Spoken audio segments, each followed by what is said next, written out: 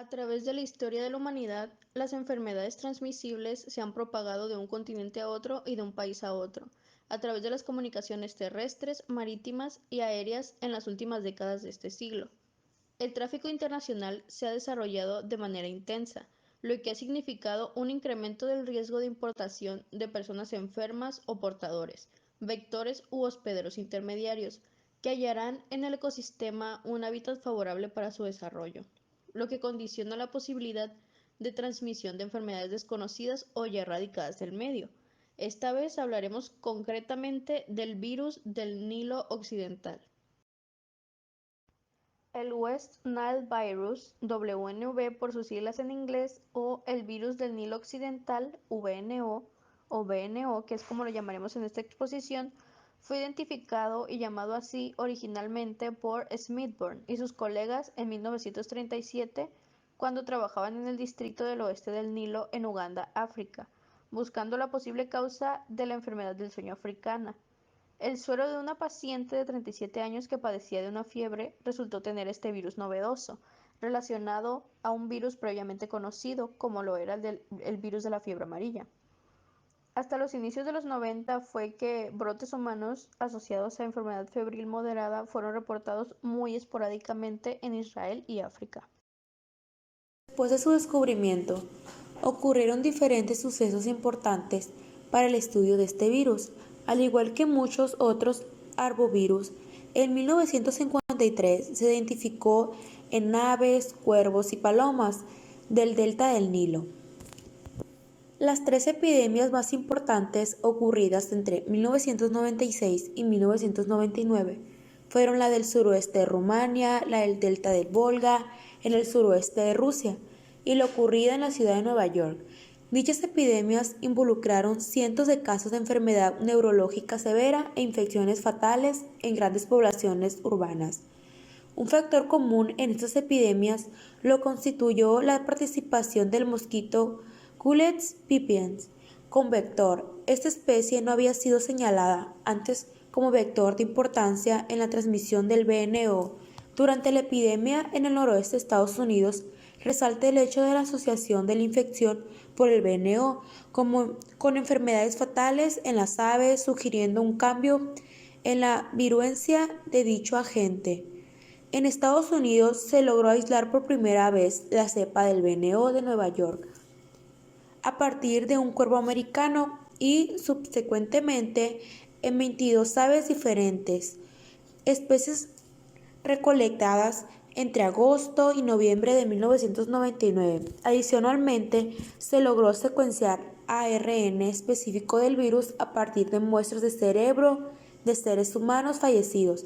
Además del brote inicial, en 1999 el VNO continuó causando brotes esporádicos en equinos y humanos, llegando a alcanzar la frontera con Canadá en el año 2001. El VNO continúa su expansión en las Américas, evidencia al registrarse en agosto del 2001 en Florida y en las Islas Caimán, infecciones humanas confirmadas por el medio de métodos serológicos y el aislamiento del virus a partir de un paciente con enfermedad neurológica. Posteriormente, continúa la evidencia de circulación del virus en el Caribe, con los estudios realizados en Jamaica en el año 2002, en el que se registran 18 aves residentes seropositivas y un total de 348 analizadas. En México, en julio del 2002, se evidenció la circulación del virus del Nido Occidental al encontrar seropositividad en caballos en un muestreo que abarcó 6 estados. Este mismo año se logró el aislamiento del virus a partir de un cuervo muerto en cautiverio en un zoológico ubicado en la ciudad de Tabasco, México, así como de otras aves muertas al noroeste del país. Al año siguiente se reportan por primera vez 6 casos humanos, 3 de ellos con síntomas de encefalitis. La evidencia más reciente de la circulación del VNO en las Américas se detecta en Argentina y Venezuela. A continuación, se muestra un mapa con la distribución del virus, tomada de Global Infectious Disease and Epidemiology Network. Como puede observarse, en la actualidad es frecuente encontrarlo en África, Europa, Medio Oriente, Norteamérica y Asia Occidental. La principal característica del virus del Nilo Occidental es que es un arbovirus, perteneciente a la familia Flaviviridae. Este arbovirus también se caracteriza por producir un cuadro febril y una enfermedad neuroinvasiva, como encefalitis, meningitis o parálisis flácida. Presenta dos ciclos de transmisión, un ciclo enzótico primario o ciclo de amplificación que envuelve a un grupo de vectores, los cuales son los mosquitos y los hospedadores aviares. También tiene un ciclo secundario que involucra a diferentes artrópodos, con la correspondiente transmisión del virus a hospedadores como humanos, caballos, entre otros. Se propaga a través de los mosquitos, que infectan principalmente a aves, caballos y a humanos. Existen por lo menos dos linajes genéticos del VNO. El linaje 1, que ha causado los brotes más recientes, se puede dividir en tres clados, 1A, 1B y 1C. El 1A contiene virus virulentos y atenuados. El clado 1B contiene los virus Kungin, un subtipo del VNO observado en Australia, y el clado 1C contiene virus observados en la India. Los virus del linaje 2, que se observan principalmente en África, generalmente causan infecciones asintomáticas o afecciones leves. También existen especies virulentas en los virus del linaje 2. La mayoría de estos virus son transmitidos a sus huéspedes a través de la picadura de mosquitos vectores y muchos tienen tropismo por el sistema nervioso central. Ahora, abordando el aspecto químico del virus, el genoma de los flavivirus generalmente está constituido por una cadena sencilla de ARN de polaridad positiva. Tienen una envoltura de lípidos y están constituidos por tres proteínas estructurales.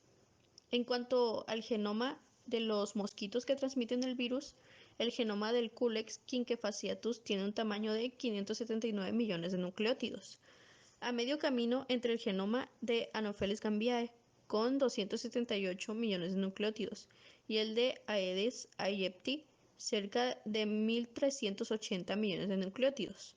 Sin embargo, el Culex quinquefasciatus tiene un número mayor de genes, con 18.883 genes, que el Anopheles gambiae con 12.457 genes o el Aedes aegypti, el cual tiene 15.419 genes.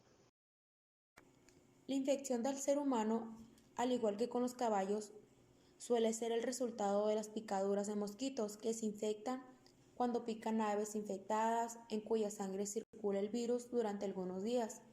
El virus pasa a las glándulas salivales del mosquito, que cuando pica puede inyectar el virus a los seres humanos y a los animales también, en lo que luego se multiplica y puede ser causada la enfermedad. El virus transmite también por el contacto con otros animales infectados o con su sangre u otros tejidos. La transmisión de persona a persona no sucede durante el contacto casual, no obstante, el VNO puede transmitirse por medio de transfusiones de sangre, trasplantes de órganos a partir de personas que no presentan signos clínicos. Se han registrado casos aislados de transmisión transplacentaria y de probable transmisión por la leche materna. Durante los periodos en donde los mosquitos adultos se alimentan de la sangre de los vertebrados, el VNO puede ser transmitido constantemente entre los vectores mosquitos y aves.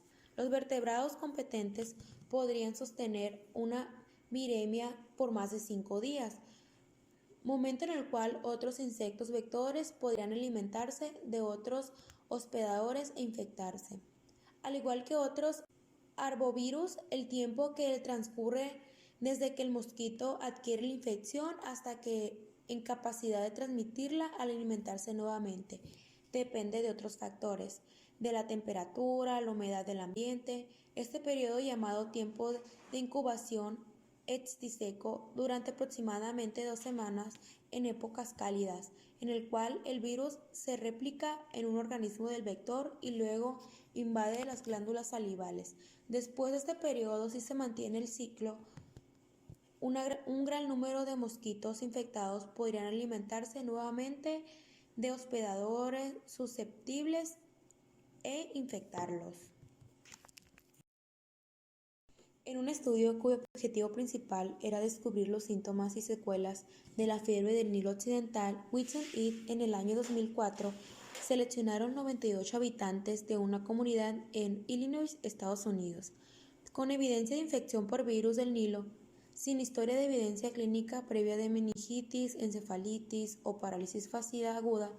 Los síntomas registrados fueron fatiga 96%, fiebre 81%, dolor de cabeza 71%, debilidad muscular 61%, dificultad de concentración 53%, encontrándose que el 63% de los pacientes algunos síntomas persistieron por 30 días. 2 casos de infección con manifestaciones neuromusculares por el virus de Nilo se observaron en un centro de cuidado por la tercera edad. La infección por el virus del Nilo Occidental es asintomática en aproximadamente un 80% de las personas infectadas.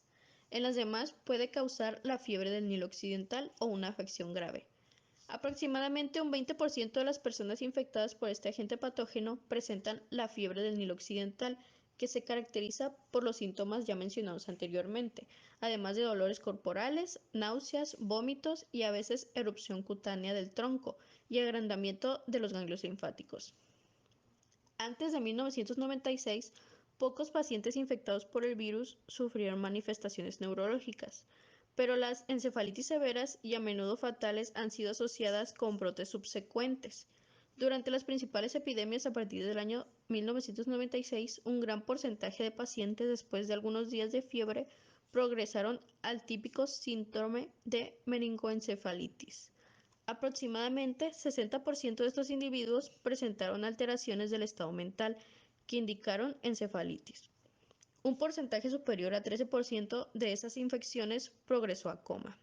2/3 partes de los casos con manifestaciones que comprometen al sistema nervioso central se presentaron como encefalitis, observándose fiebre, dolor de cabeza, cambios del estado mental, debilidad muscular, náuseas y vómitos. La debilidad muscular es un síntoma que prevalece en la presentación clínica de la encefalitis por VNO. También han sido descritas otras manifestaciones tales como la depresión profunda de los reflejos de tendones, difusa debilidad muscular, parálisis flácida y fallas respiratorias. Además de la meningitis y encefalitis, otras manifestaciones neurológicas de la infección por VNO incluyeron ataxia, síndrome extrapiramidal y neuropatías craneales, aunque estas son en casos más específicos, no son síntomas tan frecuentes. La meningitis causada por infección de VNO es una típica meningitis aséptica viral con baja mortalidad, representando entre un 20 y 30% de las infecciones del sistema nervioso central asociada a este virus. Las pruebas serológicas son las principales herramientas de diagnóstico de la infección por el VNO. El ensayo inmunoenzimático, ELISA, de captura de inmunoglobulinas tipo M o IgM en suero o líquido cefalorraquídeo permite señalar presunción de infección reciente. Esta prueba tiene una sensibilidad cercana a 100% después de los 8 días de enfermedad. Aunado a esta prueba, la ELISA de captura de anticuerpos IgG específicos al virus del Nilo Occidental en sueros en fase convaleciente son las herramientas serológicas que pueden contribuir a un primer tamizaje. La prueba confirmatoria es el ensayo de neutralización por reducción en el número de placas, PRNT, que disminuye notablemente el problema de reactividad cruzada con los otros miembros de la familia Flaviviridae, que podría darse en algunos casos estudiados por la ELISA. El intento de aislamiento del virus a partir del líquido cefalorraquídeo, LCR, suero o tejidos es posible, aunque no siempre es exitoso. En el caso de pacientes con manifestaciones neurológicas o de fallecidos, se pueden analizar las biopsias o los tejidos de diferentes zonas del cerebro y del corazón principalmente, e intentar aislar el virus por medio de líneas celulares susceptibles, tales como las células C636 procedentes de mosquito y de células de riñón de mono africano, Vero E6. La identificación del aislado se lleva a cabo por el ensayo de inmunofluorescencia indirecta, IFI, utilizando un anticuerpo monoclonal específico para el VNO. Ahora, ¿cómo puedes tratarte en caso de que te infectes con este virus? La encefalitis del virus del oeste del Nilo y otras afecciones resultantes de la infección son enfermedades virales. Por consiguiente, los antibióticos no son un tratamiento efectivo. Se lleva a cabo un tratamiento sintomático para cada paciente, dirigido fundamentalmente a la inflamación cerebral y a la pérdida de la frecuencia respiratoria. Actualmente no han sido desarrollados antivirales eficaces y no se cuenta con una vacuna comercialmente disponible contra la entidad, aunque hay algunas que son muy prometedoras, pero aún no se comercializan. Como tal, no existe una vacuna oficial. Para las infecciones producidas por el VNO no existe tratamiento antiviral específico. Los pacientes con encefalitis producidas por este virus deben ser hospitalizados y manejados como otras encefalitis virales, tales como las causadas por el herpes simple o como la meningoencefalitis bacteriana o como una enfermedad de Guillain-Barré.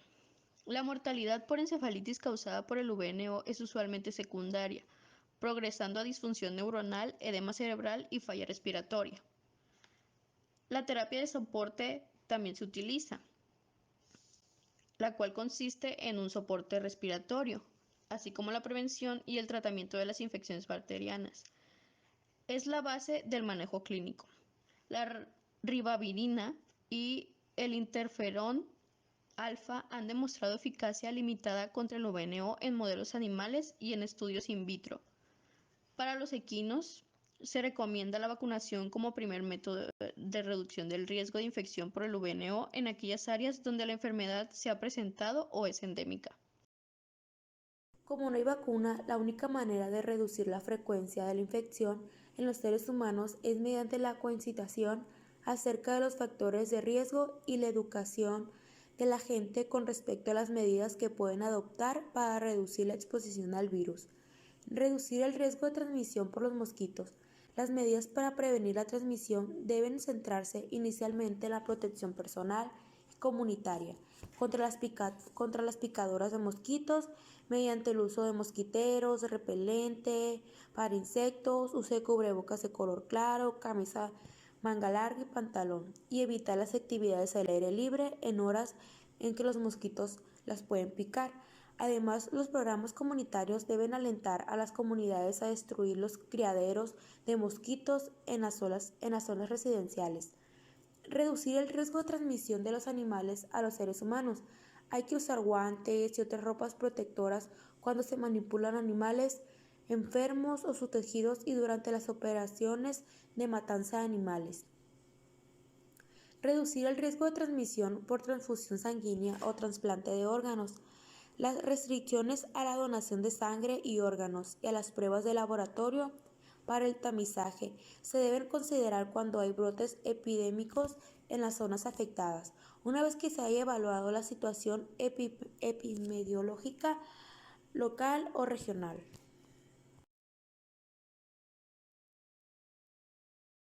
Se agradece la atención prestada y esperamos que el contenido de este video sea esclarecedor e informativo.